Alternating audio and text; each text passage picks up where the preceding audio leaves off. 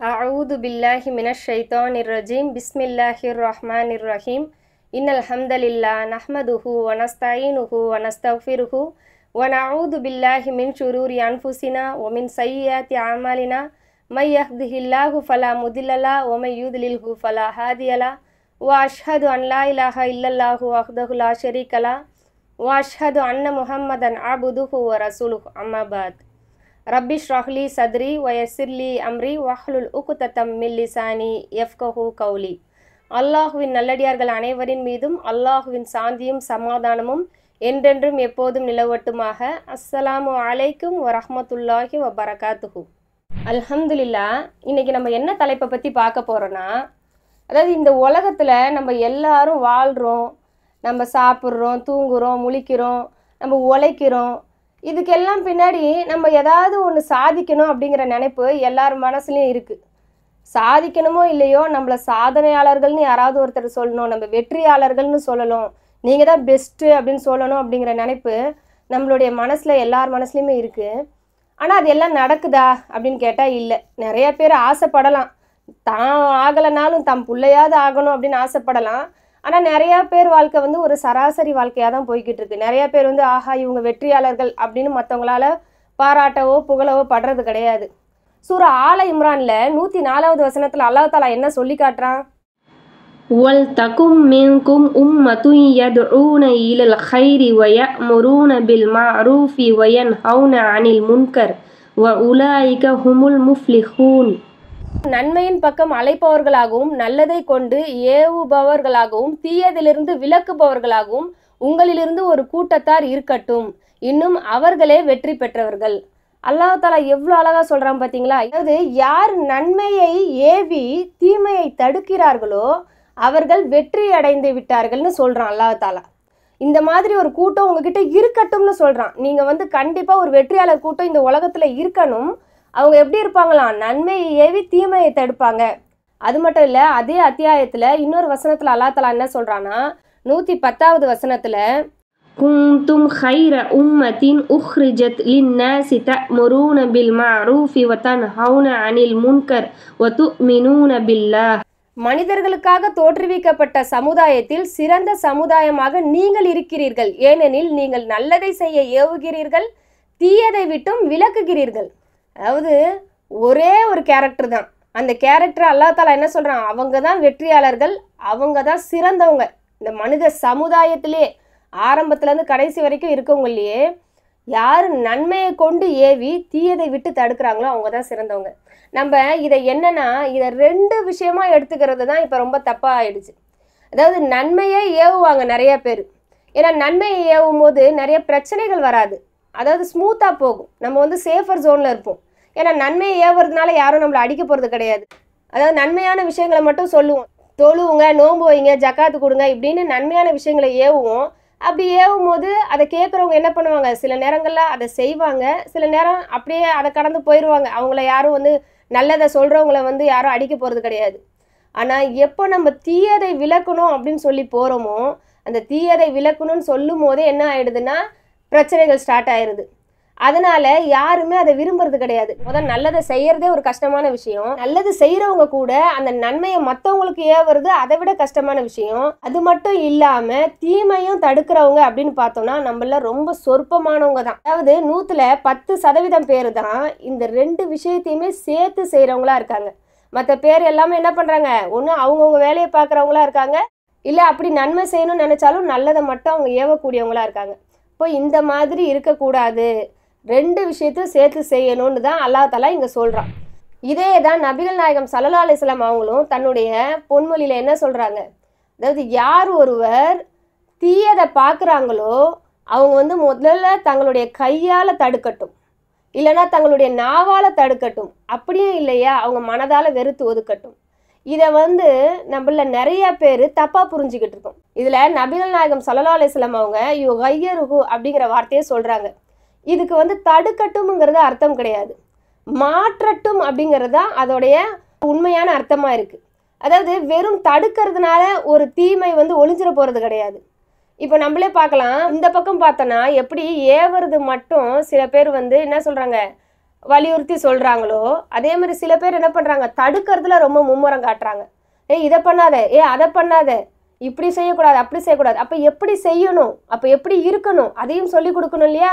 அதை தான் நபிகள் நாயகம் ஸல்லல்லாஹு அலைஹி வஸல்லம் அவங்க சொல்கிறாங்க. மாற்றட்டும்னா தீயதுலேருந்து விலக்கி நன்மையை கொண்டு ஏவி அவங்கள நன்மையின் பக்கம் அவங்கள கொண்டு போகக்கூடியவங்களா நம்ம இருக்கணும். சரி, இப்போ வந்து எல்லாராலுமே இது முடியுமா? கையால் தடுக்கட்டும், கையால் மாற்றட்டும்னு சொன்னால் நம்ம கையால் எப்படி மாற்ற முடியும்? எல்லாருக்கும் வந்து அதிகாரம் இருக்கா? மற்றவங்களை மாற்றக்கூடிய அதிகாரம் இல்லை.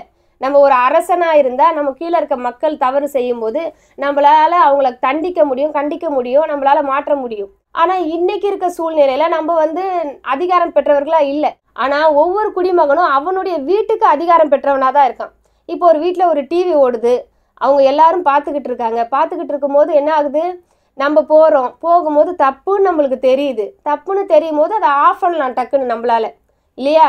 வரதட்சணை வாங்குற இடத்துல நம்மளுடைய அதிகாரம் உள்ள இடத்துல போய் நம்ம அதை தட்டி கூட விடலாம். அந்த மாதிரி அதிகாரம் உள்ள இடத்த நம்ம பயன்படுத்தி நம்ம தீமையை தடுத்து, அது மட்டும் இல்லாமல் அப்போ டிவி குழந்தைங்க பார்க்குறாங்க, வீட்டில் உள்ளவங்க பார்க்குறாங்கன்னா அப்போ அவங்கள வேற எந்த நல்ல விஷயத்தில் செலுத்தலாம், அவங்கள தொலை வைக்கலாம், அவங்களுக்கு தேவையான மற்ற கல்விகளை அவங்களுக்கு வந்து எடுத்து கொடுக்கலாம். இந்த மாதிரி தீமையை தடுக்கிறது மட்டும் இல்லாமல் நன்மையின் பக்கமும் அவங்கள ஏவி அவங்கள மாற்றலாம். அது மட்டும் இல்லாமல் இப்போ எங்ககிட்ட அதிகாரம் கிடையாது, அப்போ நாங்கள் எப்படி பண்ணுறது? இப்போ நாங்களே வந்து குழந்தைங்களா இருக்கோம், எங்களுக்கு தெரியுது தகப்பன் தாய் பண்ணுறது தவறுன்னு தெரியுது. அப்போ நாங்கள் எப்படி பண்ணுறதுன்னா, அப்போ வாயால் எடுத்து சொல்லுங்கள். உங்களால் கையால் எடுத்து சொல்கிற இடத்துல நீங்கள் இல்லைன்னா வாயால் எடுத்து சொல்லுங்கள். இது வந்து வீட்டு குடும்பம்னு கிடையாது, வெளியில் உள்ளவங்ககிட்டையும் அப்படி தான். நம்மளால் நம்மளுடைய அதிகாரத்தை காட்டக்கூடிய இடத்துல நம்ம இல்லாத போது நம்ம என்ன பண்ணலாம், அவங்கக்கிட்ட வாயால் எடுத்து சொல்லலாம். அப்படி சொல்கிறது மூலியமாக அவங்க அதிலிருந்து தன்னை மாற்றிக்கிட்டு நல்லதின் பால் அவங்க வந்தாங்கன்னா என்ன ஆகும், நமக்கு தான் அதில் உள்ள நன்மை கிடைக்கும் இல்லையா? ஒரு நன்மை கூட குறையாமல் கிடைக்கும். யார் ஒருத்தர் நன்மையை மற்றவர்களுக்கு ஏவி அந்த நன்மையை எத்தனை பேர் செய்கிறாங்களோ அந்த செய்கிற நன்மைகளில் ஒரு அளவும் குறையாமல் நம்மளுக்கு கிடைக்கும்னு சொல்லி நபிகள் நாயகம் ஸல்லல்லாஹு அலைஹி வஸல்லம் அவங்க சொல்கிறாங்க. அப்போ நம்ம என்ன பண்ணணும், வாயால் ஒரு மாற்றத்தை கொண்டு வரணும். அடுத்து பார்த்தோன்னா மனதால் மாற்றுறது. இப்போ இதே ஹதீஸை நம்ம எப்படி புரிஞ்சுட்டு இருக்கோம், மனதால் வெறுத்து ஒதுக்கிடணும்னா சரி நீ செஞ்சுட்டு போ, நீ என்ன வேணா பண்ணு, நான் இனிமேல் உங்ககிட்ட நான் கேட்க மாட்டேன் அப்படின்னு விடுறது கிடையாது இல்லையா? மனதால் நம்ம அதை வெறுக்கணும், மனதால் மாற்றணுங்கிறது தான் அதில் உண்மை. அப்படின்னும் போது நம்ம மனசில் நினைக்கணும், இவன் எப்படியாவது மாறணும். நம்மளால் கையாலேயும் இவனை தடுக்க முடியாது, வாயாலேயும் தடுக்க முடியாது. அப்போ எந்த இடத்துல இந்த விஷயத்தை எடுத்துகிட்டு போனால் இவன் மாறுவானோ, இந்த தவறு இங்கே நடக்கிறது தவிர்க்கப்படுமோ, அந்த விஷயத்தை நம்ம பண்ணணும் அப்படின்னு சொல்லிட்டு என்ன பண்ணணும், அந்த இடத்துக்கு எடுத்துகிட்டு போகணும். அதுக்கான முயற்சியை நம்ம பண்ணணும். நம்ம என்ன பண்ணுறோன்னா அதை அப்படியே விட்டுடுறோம். இது வந்து டைப் ஆஃப் எஸ்கேபிசம் இல்லையா? ஒரு விஷயம் நம்மளால் முடியலன்றப்போ அந்த விஷயத்தை விட்டு நம்ம ஒதுங்கிடணும் அப்படிங்கிறத வந்து ரசூலுல்லாஹ் சொல்லியிருக்க மாட்டாங்க. அதை எப்படி ஒதுங்கணும், நம்ம அதாவது அந்த செயல் நடக்கிறத எப்படியாவது தடுத்துட மாட்டோமோன்ற எண்ணம் இருக்கணும். அதுக்கான பின்னாடி முயற்சிகள் வந்து நம்ம வந்து மேற்கொள்ளணும். இப்போ ஒரு விஷயம் கெட்டது நடந்துக்கிட்டு இருக்கு, ஒரு ரூமில் வந்து ஒரு ஃப்ரெண்ட்ஸ் எல்லாம் இருக்கிற இடத்துல ஒருத்தன் மட்டும் நல்லவனாக இருக்கான், மற்றவன் எல்லாமே வந்து ஒரு சாராயம் குடிக்கக்கூடியவனாக இருக்கான்னு வச்சுக்கோங்களேன். அவன் பாட்டுக்கு இவனுங்க தானே பண்ணுறானுங்க அப்படின்னு இருந்தோன்னா எப்படி ஆகும், மனசால வெறுத்து ஒதுக்கிட்டு நான் இருக்கேன், என்னால் இவனுங்களை கையாலையும் தடுக்க முடியல வாயாலையும் தடுக்க முடியலன்னு இருந்தாங்கன்னா ஒரு நாள் இல்லை ஒரு நாள் அந்த தவறான காரியத்துக்கு இவனும் போகிறதுக்கு வாய்ப்பு இருக்குது. ஆனால் இவன் அதை தடுத்தே ஆகணும்னு முயற்சி எடுத்து அவன் பண்ண என்ன ஆகும், இன்ஷா அல்லாஹ் அல்லாஹ் தஆலா அந்த தவறு செய்யக்கூடியவங்களை மாற்றுறதுக்கும் வாய்ப்பு இருக்குது. அதுக்கான கூலி அவனுக்கு கிடச்சிரும் கண்டிப்பாக. ஏன்னா அவன் வந்து அவன் மனசால அதை நினச்சி அவன் எந்த இடத்துக்கு போனால் இவங்களை மாற்ற முடியுமோ அதுக்கான முயற்சி எடுக்கிறான் அப்படின்னு சொல்லி அதுக்கான கூலி கிடச்சிரும். அப்போ இந்த ஹதீஸை பொறுத்த வரைக்கும் மாற்றத்தை நம்ம கண்டிப்பாக ஏற்படுத்தி ஆகணும் அப்படிங்கிறத நபிகள் நாயகம் ஸல்லல்லாஹு அலைஹி வஸல்லம் அவங்க வலியுறுத்தி சொல்கிறாங்க. இதுக்கு ஒரு எடுத்துக்காட்டாக இன்னொரு ஹதீஸை கூட நம்ம பார்க்கலாம்.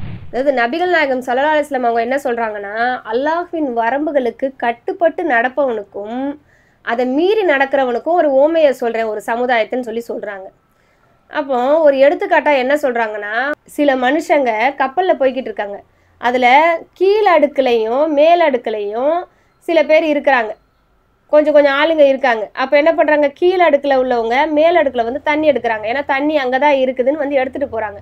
அப்போ மேல் அடுக்கில் உள்ளவங்களுக்கு அது ரொம்ப டிஸ்டர்பன்ஸாக இருக்குது. அப்போ என்ன பண்ணுறாங்கன்னா கீழே அடுக்கில் உள்ளவங்க, சரி நம்ம வந்து அவங்கள தொல்லை பண்ண வேணாம், நம்ம கீழேயே ஒரு ஓட்டை போட்டு தண்ணி எடுத்துப்போம், தண்ணி எடுத்து நம்ம யூஸ் பண்ணிப்போம் அப்படின்னு சொல்லி எடுக்கிறாங்க. அப்போ மேல் அடுக்கில் உள்ளவங்க, அப்பா நல்லதாக போச்சு, நமக்கு எந்த தொந்தரவும் இல்லை, அவன் அடுக்கில் ஓட்டை போடுறான், அதுக்கு நம்ம என்ன பண்ண முடியும் அப்படின்னு சொல்லிட்டு மேலே உட்கார முடியுமா? அடுத்து அதில் யார் அழிவா? இவனும் தான் சேர்ந்து அழிவான் இல்லையா? அந்த கீழே உள்ளவங்க போட்ட ஓட்டையினால அவங்க மட்டும் அழிய போகிறது கிடையாது, மேலே உள்ளவங்களும் தான் அழிவுறாங்க. அப்போ அதே மாதிரி தான் தவறு செய்கிறவங்க செய்கிற தவறுனால அவங்க மட்டும் அழிய போகிறது கிடையாது, சுற்றி இருக்கவங்க தான் அழிகிறாங்க. ஆனால் இன்னைக்கு நம்ம வந்து தவறை தட்டி கேட்குறதுங்கிறத வந்து ஒரு ரொம்ப கஷ்டமான ஒரு விஷயமா நினச்சிக்கிட்டு இருக்கோம். மற்றவங்க யாராவது தட்டி கேட்டாங்கன்னா கூட நம்ம என்ன சொல்லுவோம், அப்படியெல்லாம் பண்ணிடாத, ஏன் உனக்கு எதுக்கு இந்த வேலை, உனக்கு தேவையா, நீ பாட்டுக்கு இருக்கக்கூடாதா அப்படின்னு சொல்லுவோம். அப்போ அல்லாஹ்வுக்கு தெரியாதா எது நல்லது எது கெட்டதுன்னு சொல்லி? அல்லாஹ்வுக்கு தெரியாதா? இப்போ அல்லாஹ் தாலா என்ன சொல்கிறான், நீங்கள் தவறை தட்டி கேளுங்க, நீங்கள் வந்து என்ன பண்ணுங்க, நன்மையை கொண்டு ஏவுங்க, தீயதை விட்டு விலக்குங்க. நம்ம கண்ணுக்கு முன்னாடி தீமை நடக்கும்போது அந்த தீமையை தட்டி கேட்காம இருந்தால் என்ன விளைவு ஏற்படும் அப்படின்னு சொல்லி அல்லாஹ் தாலா ஒரு சமுதாயத்தை வச்சு நம்மளுக்கு எடுத்துக்காட்டாக சொல்கிறான். அதாவது அந்த சமுதாயம் யாருன்னா, இப்போ பனு இஸ்ரவேலர்களை நம்மளுக்கு தெரியும் இல்லையா? மூசா அலைஹிஸ்ஸலாம் கூடலாம் இருந்தவங்க, இறைவனுடைய அத்தாட்சியை தன்னுடைய கண்ணுக்கு முன்னாடி பார்த்தவங்க, அல்லாஹ் பல கட்டளைகளை இட்டும் அந்த கட்டளைகளை இருந்தால் பல தடவை மீறினவங்க. அந்த சமுதாயத்தை பற்றி அல்லாஹ் தஆலா தன்னுடைய திருமறையில் சொல்லும்போது சூரா பக்கரால 65, 66வது வசனத்தில் என்ன சொல்கிறான்னா, அந்த மக்களுக்கு வந்து சனிக்கிழமை அன்னைக்கு மீன் பிடிக்கக்கூடாது அப்படிங்கிறத நான் கட்டளை இட்டிருந்தேன். ஆனால் அந்த மக்கள் வரம்பை மீறிட்டாங்க. வரம்பை மீறினதுனால என்னுடைய கோபத்துக்கு ஆளாயிட்டாங்க. அதனால் அவங்கள நான் வந்து குரங்குகளாக மாற்றிட்டேன். இந்த ஒரு விஷயத்தை இவங்க குரங்குகளாக மாற்றப்பட்டாங்க இல்லையா, இதை மனித இனத்துக்கு வந்து ஒரு படிப்பினையாக வைக்கிறேன், இது எல்லாருக்கும் ஒரு எடுத்துக்காட்டு, இப்படி வந்து அல்லாஹ் தாலாவுடைய பேச்சை மீறக்கூடாது அப்படிங்கிறதுக்கு அப்படின்னு சொல்லி அல்லாஹ் தாலா சொல்லி காட்டுறான். இப்போ நம்ம நினைக்கலாம், சனிக்கிழமை மீன் பிடிக்கிறது அவ்வளோ பெரிய பாவமா, ஏன் எல்லா நாளும் மாதிரி சனிக்கிழமை மீன் பிடிக்கிறாங்க, இதில் என்ன தப்பு அப்படின்னு சொன்னால், இப்போ நமக்கு வெள்ளிக்கிழமை எப்படி புனித நாளாக கருதப்படுதோ, வெள்ளிக்கிழமை அன்னைக்கு ஜும்மா நேரத்தில் நம்ம யாரும் எந்த வேலைகளையும் செய்ய மாட்டோமோ, எல்லாருமே அதை விட்டுட்டு தொழுகைக்கு போகணுமோ, அதே மாதிரி அந்த மக்களுக்கு சனிக்கிழமைங்கிறது புனித நாளாக கருதப்பட்டுச்சு. புனித நாளாக கருதப்பட்டதுனால அன்னைக்கு அவர்களுடைய மீன் பிடிக்கிற தொழிலை வந்து அவங்க விடணும் அப்படிங்கிறது கட்டளையாக அவங்களுக்கு அளிக்கப்பட்டுச்சு. ஆனால் அவங்க அந்த கட்டளையை மீறிட்டாங்க. அடுத்து அல்லாஹ் தாலா சூரா பக்கரால 163லேருந்து 166 வரைக்கும் உள்ள வசனங்களில் என்ன சொல்லி காட்டுறான்னா, அந்த கடற்கரையில் வாழ்கிற மக்களுடைய கதையை வந்து நீங்கள் கேளுங்க. அது என்னன்னா, அதாவது அந்த மக்கள் சனிக்கிழமை அன்னைக்கு மீன் பிடிக்கக்கூடாதுன்னு கட்டளையிடப்பட்டிருந்தாங்க. ஆனால் சனிக்கிழமை அன்னைக்கு தான் மீன்கள் எல்லாம் எப்படி இருந்தது, அப்படியே முகத்தை காட்டிட்டு அப்படியே வெளியே வந்து நிற்குமா, தலையை காமிச்சிட்டு. அவங்களுக்கு வந்து அப்படியே டெம்டேஷனாக இருக்கிற அளவுக்கு என்ன ஆகுமா, அப்படியே அந்த மீன்கள் எல்லாம் வெளியே வருமா. அடுத்து மற்ற நாள்களெல்லாம் அப்படி வெளியே வராதான், சாதாரணமாக உள்ளே போயிடுமா. இதை வந்து நான் ஒரு சோதனையாக வச்சுருக்கேன்னு அல்லாஹ் தாலா சொல்கிறான். நடக்கும் இந்த மாதிரி நிறைய விஷயங்கள் வந்து நம்மளுக்கு இந்த உலகத்திலேயே நம்ம வந்து இந்த நன்மைகளெல்லாம் பண்ணணும், இந்த தீமைகளெல்லாம் பண்ணக்கூடாது அப்படின்னு நினைக்கும் போது நிறைய விஷயங்கள் என்ன ஆகும், நம்மளை கடந்து போகும். நம்ம எதுலெல்லாம் பண்ணக்கூடாது அப்படின்னு நினைக்கிறோமோ அதுலலாம் டெம்ட் ஆகுற மாதிரி என்ன ஆகும், அதே விஷயங்கள் நம்ம கண்ணு முன்னாடி நடக்கும். டிவி பார்க்கக்கூடாதுன்னு நினச்சா நிறைய பேர் உட்காந்து டிவி பார்த்துட்டு இருப்பாங்க நம்ம கண்ணுக்கு முன்னாடி.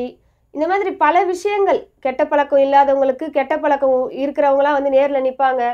இந்த மாதிரி பல விஷயங்கள் வந்து மனுஷனோட மனசை ஊசலாட்டம் பண்ண மாதிரி செய்யும். ஆனால் அல்லாஹ் தாலா இவ்வளோ அத்தாட்சிகளை காட்டி காப்பாற்றின அந்த மக்கள் அல்லாஹ்வுடைய கட்டளையை மீறி அந்த சனிக்கிழமை அன்னைக்கு என்ன பண்ணுறாங்க, மீன் பிடிக்கிறாங்க. மீன் பிடிச்சிட்டு இருக்கும்போது எல்லாருமே மீன் பிடிக்கல. அதில் ஒரு பிரிவினர் அல்லாஹ்வுடைய கட்டளையை மீறிட்டாங்க, மீன் பிடிக்கிறாங்க. இன்னொரு மக்கள் என்ன பண்ணுறாங்க, நான் மீன் பிடிக்கலப்பா, நீ பிடிச்சா பிடிச்சிக்கன்னு ஒதுங்கி நிற்கிறாங்க. இன்னொருத்தர் அவங்கள போய் தடுக்கிறாங்க. அடுத்த வசனத்தில் அல்லாஹ் தாலா என்ன சொல்கிறான், அந்த மீன் பிடிக்கிறவங்கள போய் தடுக்க போனாங்க இல்லையா அந்த மக்கள், நல்ல மக்கள், அவங்கள இன்னொரு சாரார் இருக்காங்களே தடுக்காமல், அதாவது அவங்க பாவம் செய்யலை ஆனால் செஞ்சிட்டு இருக்கவங்கள தடுக்கவும் இல்லை. ஆனால் அவங்க யாரை தடுக்கிறாங்கன்னா, தடுக்க போனால் அந்த மக்கள்கிட்ட சொல்கிறாங்களாம், ஏப்பா அல்லாஹ் அழிக்கணும்னு நினச்சிட்டான், அவன் வந்து வரம்பு மீறி செஞ்சுக்கிட்டு இருக்கான், அந்த மக்களை போய் நீ காப்பாற்றணும் ஏன் நினச்சிக்கிட்டு இருக்க அப்படின்னு சொல்லி யாருக்கு அறிவுரை கூறுறாங்களாம், யார் வந்து தட்டி கேட்கணும், இவங்க அந்த பாவத்தில் விழுந்துடக்கூடாது, ஏன்னா நமக்கு பொறுப்பு இருக்குது அப்படின்னு சொல்லி நினைக்கிற மக்கள்கிட்ட இந்த சும்மா உட்காந்துருக்க மக்கள் என்ன பண்ணுறாங்க, அதெல்லாம் தடுத்துக்கிட்டு இருக்காதீங்க, அதெல்லாம் அவங்க பேச்சு கேட்க மாட்டாங்கன்ற மாதிரி அவங்கள சொல்லி அனுப்புகிறாங்களாம். அதுக்கு அந்த தவறை தட்டி கேட்குற மக்கள் என்ன தெரியுமா சொன்னாங்களாம், அதாவது நாங்கள் எதுக்காக அவங்கக்கிட்ட தட்டி கேட்குறோன்னா, எங்களுடைய பொறுப்பிலேருந்து நாங்கள் நீங்கிடணும். அதாவது நாங்கள் தப்பு பண்ணல, தப்பு பண்ணுறதையும் நாங்கள் விடலை. ஏன்னா நாளைக்கு அல்லாஹ்கிட்ட என்ன கேள்வி, நீ தப்பு பண்ணாமல் இருந்தியன்றது மட்டும் கேள்வி இல்லை, அவன் தப்பு பண்ணும்போது நீ தடுத்தியா அப்படிங்கிறதும் ஒரு கேள்வி. அப்போ நான் அவனை தடுக்கணும், அப்போ நான் அங்கே போய் அவங்ககிட்ட சொல்லணும். அதனால் என் பொறுப்பில் இருந்து நான் நீங்கிடுறதுக்காகவும் இப்படி சொல்கிறது மூலயமா அவன் நல்ல உணர்ச்சி பெற்று அவன் இந்த மாதிரியான தப்புக்களை விட்டு அவன் பின்வாங்கி அல்லாஹ்வுடைய தண்டனையிலேருந்து தப்பிச்சிடலாம்ல, அப்படியும் நடக்கலாம் இல்லையா, அதுக்காகவும் தான் நாங்கள் அவங்கக்கிட்ட சொல்ல போகிறோம் அப்படின்னு சொல்லி சொல்கிறாங்களாம். இப்போ அடுத்த வசனத்தில் பார்த்தோன்னா, அதாவது அந்த மக்கள் போய் உபதேசம் செய்கிறாங்க, உபதேசம் செஞ்சும் அந்த பாவிகளால் அவங்களுடைய பாவத்தை விட முடியல. இன்னொரு இடத்துல அல்லாஹ் தஆலா என்ன சொல்கிறான்னா, சனிக்கிழமை அன்னைக்கு வலையை விரித்து வச்சுட்டு அதில் மீன்கள் மாட்டிடுமா, அப்போ ஞாயிற்றுக்கிழமை அந்த மீன்களை எடுத்துப்பாங்களாம். அப்படியும் சில பேர் இருந்திருக்காங்கன்னு அல்லாஹ் தஆலா இன்னொரு இடத்துல சொல்கிறான். இப்போ என்னன்னா, இப்படியெல்லாம் பண்ணுற மக்கள் நல்லவங்க தீமையை தட்டி கேட்டும் அதை விலகாமல் அதே தவறை செய்கிறாங்க. இப்போ அல்லாஹ் தஆலா அவங்கள மட்டும் தானே குரங்காக்கியிருக்கணும், யார் தப்பு செஞ்சாங்களோ அவங்கள. ஆனால் அல்லாஹ் இந்த வசனத்தில் என்ன சொல்கிறான்னா, யார் நல்ல உபதேசம் செஞ்சாங்களோ அவங்கள தவிர, அதாவது யார் தப்பும் செய்யாமல் அந்த தப்பு நடக்கவும் விடக்கூடாதுன்ற எண்ணத்தோட தப்பை தட்டி கேட்டாங்களோ அந்த ஒரு பிரிவினரை தவிர இந்த 2 பிரிவினர் இருக்காங்க இல்லையா, ஒன்று பாவம் செஞ்சவன், அல்லாஹ்வுடைய வரம்பை மீறினவன், இன்னொருத்தன் யார், பாவம் செய்கிறத தட்டி கேட்காம இருந்தவன். தான் பாவம் செய்யலை, ஆனால் பாவம் செய்கிறதையும் அவன் தட்டி கேட்கல. இந்த மாதிரி 2 பிரிவினரையுமே நான் குரங்காக்கிட்டேன்னு சொல்லி அல்லாஹ் தஆலா சொல்கிறான். அப்போது இதுலேருந்து நம்மளுக்கு என்ன தெரியுதுன்னா, வெறும் தப்பு பண்ணுறவன் மட்டும் தண்டிக்கப்பட போகிறதில்ல, அந்த தப்பை தட்டி கேட்காம இருக்கான் பார்த்தீங்களா, அவனும் கண்டிப்பாக தண்டிக்கப்பட போவான் அப்படிங்கிறத அல்லாஹ் தஆலா தன்னுடைய திருமறையில் சொல்லி காட்டுறான். அல்லாஹ் தஆலா இதே நிகழ்ச்சியை திருமறையில் இன்னொரு இடத்துலையும் சொல்லி காட்டுறான். 5வது அத்தியாயம் 60வது வசனத்தில் என்ன சொல்கிறான், அல்லாஹ்விடமிருந்து இதை விட கெட்ட பிரதிபலனை அடைந்தவர்களை பற்றி உங்களுக்கு அறிவிக்கட்டுமா, அவர்கள் யாரெனில் எவரை அல்லாஹ் சபித்து இன்னும் அவர்கள் மீது கோபமும் கொண்டு அவர்களில் சிலரை குரங்குகளாகவும் பன்றிகளாகவும் ஆக்கினானோ அவர்களும் ஷைத்தானை வழிபட்டவர்களும் தான். அவர்கள்தாம் மிகவும் தாழ்ந்த நிலையினர், நேரான வழியிலிருந்து தவறியவர்கள்.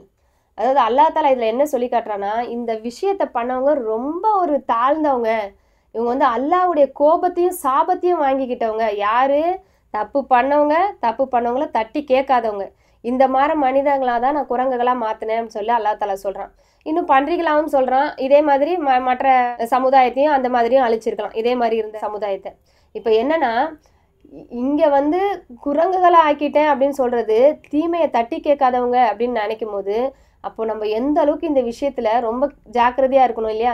தீமை நம்ம கண்ணு முன்னாடி நடந்தால் கண்டிப்பாக அதை தட்டி கேட்கணும். இப்போ குரங்குகளாக மாறிட்டாங்களே, அவங்க எல்லாம் குரங்குகளாக அடுத்தடுத்து பறப்பாங்களா அப்படின்னு கேட்டால், நபிகள் நாயகம் ஸல்லல்லாஹு அலைஹி வஸல்லம் அவங்க என்ன சொல்கிறாங்க, முஸ்லீம் தொகுப்பில் அறிவிக்கப்பட்ட ஹதீஸு, யாரை அல்லாஹ் உருமாற்றுகிறானோ அவர்களுக்கு சந்ததிகள் கிடையாதுன்னு சொல்கிறாங்க. அவ்வளோதான், அந்த சமுதாயத்தினர் குரங்காக மாற்றப்பட்டாங்க, அந்த சந்ததியோட அந்த இது அழிஞ்சு போச்சு, அவ்வளோதான். அதுக்கப்புறம் இப்போ டார்வின் தியரி மாதிரி அப்படியே எல்லாருமே குரங்கள்லேருந்து பிறந்தான் அப்படின்லாம் கிடையாது. அந்த குரங்குகளாக மாறின மனுஷங்க அவங்க வாழ்ந்து இறந்து போயிட்டாங்க, சரிங்களா. ஆனால் நமக்கு கிடைக்கிற படிப்பினை என்னென்னா, நம்ம தீமையை தட்டி கேட்கணும். அடுத்து நம்மள சொல்லிக்கிற ஒரு வார்த்தை என்னென்னா, சரி ஓகே தீமையை தட்டி கேட்கணும், அதான் ஆம்பளைங்க செஞ்சுட்டு போகிறாங்க, பெண்கள் எதுக்கு செய்யணும் அப்படின்னு சொல்லி நிறைய பேர் இந்த ஒரு விஷயத்த சொல்லுவாங்க.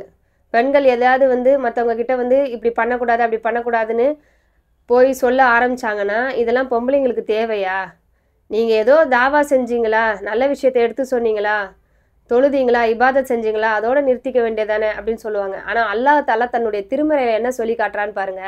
சூரா தௌபால 71வது வசனத்தில் அல்லாஹ் தஆலா சொல்கிறான், வல் முஃமினூன வல் முஃமினாத்து பஅதுஹும் அவ்லியாஉ பஅதின் யஅமுரூன பில் மஅரூஃபி வ யன்ஹவுன அனில் முன்கர். மூமினான ஆண்களும் மூமினான பெண்களும் ஒருவருக்கொருவர் உற்ற துணைவர்களாக இருக்கின்றனர். அவர்கள் நல்லதை செய்ய தூண்டுகிறார்கள், தீயதை விட்டு விலக்குகிறார்கள். இதை விட தெளிவாக யாராலையுமே சொல்ல முடியாது. ஏன்னா அல்லாஹ் தஆலா இங்கே வெறும் மூமினான ஆண்கள்னு மட்டும் சொல்லலை. மூமினான ஆண்கள் நல்லதை செய்ய ஏவுவார்கள், தீமையை விட்டு தடுப்பார்கள்னு சொல்ல. மூமினான ஆண்களும் மூமினான பெண்களும் ஒருவருக்கொருவர் உற்ற துணைவர்களாக இருக்கிறார்கள்னு சொல்கிறாங்க. ஏன் அப்படி சொல்கிறான்னா, ஆணும் பெண்ணும் சேர்ந்தது தான் இந்த சமுதாயம். வெறும் ஆண்கள் கிட்ட ஆண்கள் மட்டும் போய் சொல்கிறதுனாலையோ இல்லை ஆண்கள் பெண்கள் கிட்ட போய் தாவா செய்யறதுனாலையோ அந்த தாவா பணி வந்து நிறைவடைஞ்சிடாது.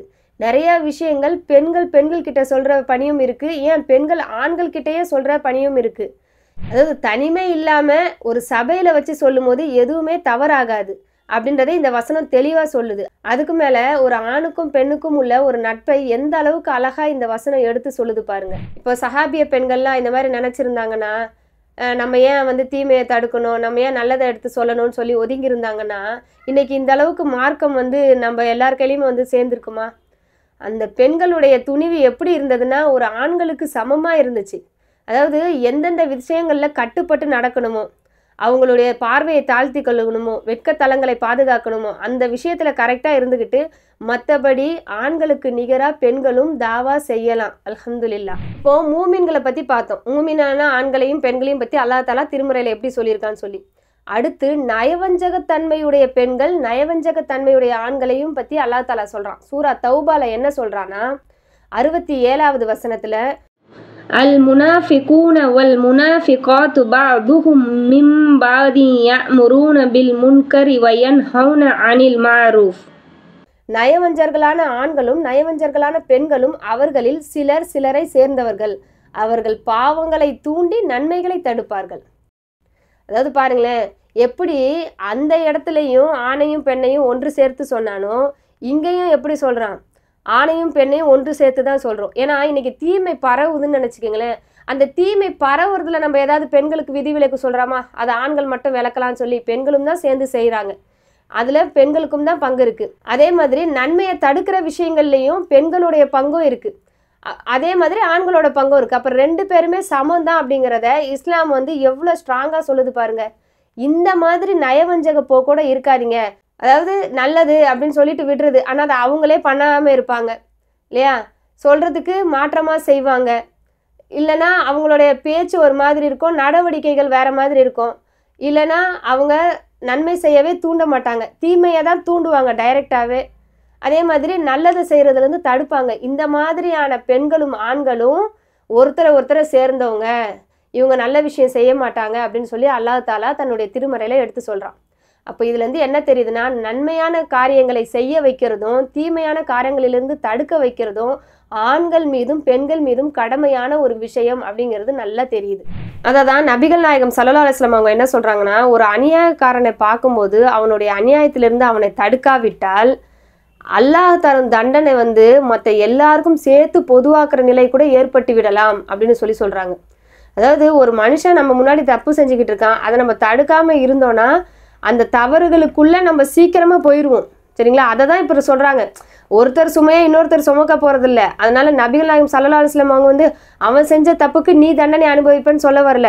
ஆனா அந்த தப்பை நம்ம தட்டி கேட்காத போது அந்த தப்பு அப்படியே பரவி யார் நன்மை செஞ்சுக்கிட்டு இருக்காங்களோ அது அவங்களுக்குள்ளேயும் வந்துடும். அதனால தட்டி கேட்க ஆரம்பிங்க, இல்லைன்னா அல்லாஹ் தஆலா அந்த தண்டனையை பொதுவாக்கிட கூட செய்யலாம் அப்படின்னு நம்மளை எச்சரிச்சிருக்காங்க. அப்போ இந்த விஷயத்துல நம்ம எவ்வளவு முன்னெச்சரிக்கையா இருக்கணும். அல்லாஹ் தஆலா இன்னைக்கு நமக்கு அல்ஹம்துலில்லாஹ் பேசக்கூடிய ஆற்றலை கொடுத்துருக்கான், நமக்கு நேரத்தை கொடுத்துருக்கான், அறிவை கொடுத்துருக்கலாம்.